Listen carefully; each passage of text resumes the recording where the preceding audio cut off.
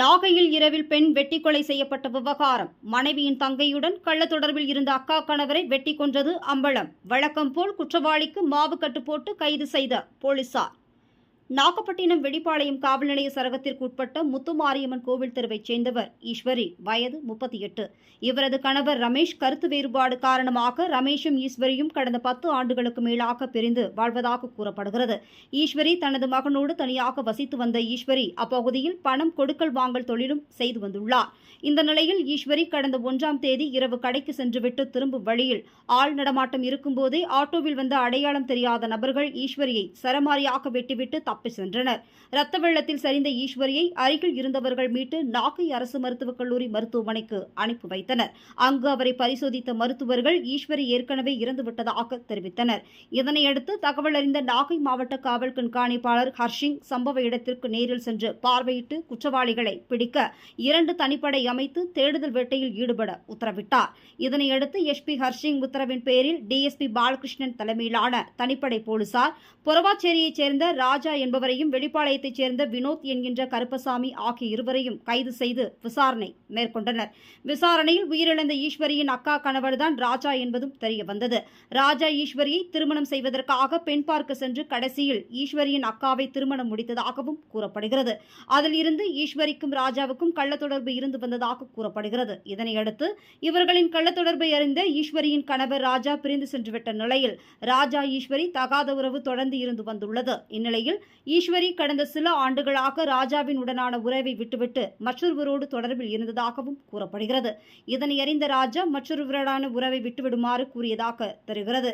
ஆனால் ஈஸ்வரி அதை கேட்காமல் தொடர்ந்து வேறொருவருடன் உறவில் இருந்து வந்ததாகவும் ராஜாவை வீட்டிற்கு வரக்கூடாது எனவும் கூறியுள்ளதாக தெரிகிறது. இதனால் ஆத்திரமடைந்த ராஜா தனது நண்பர் வினோத் என்கிற கருப்பசாமியோடு சேர்ந்து ஈஸ்வரியை வெட்டி கொன்றதும் தெரிய வந்தது. இதனையடுத்து ராஜாவையும் வினோத்தையும் போலீசார் கைது செய்ய முற்பட்ட போது தப்பி ஓடிய ராஜா வழக்கு போல் தடுக்கி விழுந்ததில் கை கால் எலும்பு முறிவு ஏற்பட்டது. இதனையடுத்து அவரை கைது செய்து மாவுக்கட்டு போட்டு மருத்துவமனையில் சிகிச்சைக்கு அனுமதித்துள்ளனர். நாகையில் கள்ள உறவில் இருந்த மனைவியின் தங்கை அக்கா கணவரை வெட்டி கொன்ற சம்பவம் அதிர்ச்சியையும் பரபரப்பையும் ஏற்படுத்தியுள்ளது.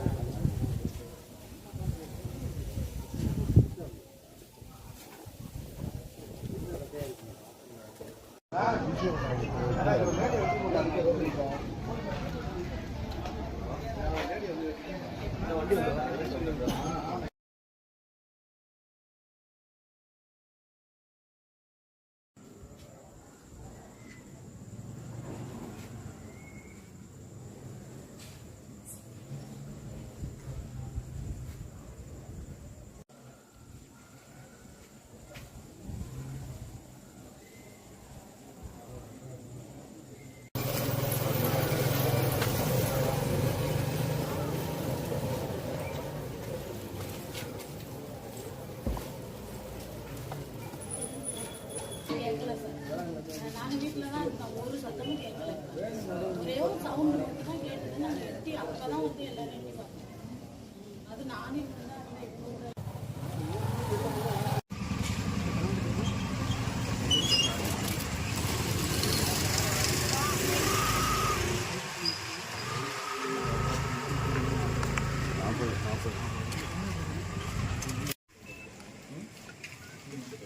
எப்படி இருக்கா அதான் கம்பெனி கடையில் எத்தனை மணிக்கு கிளம்புறோம்? 8:30, 8:30 வரை மீட்டிங்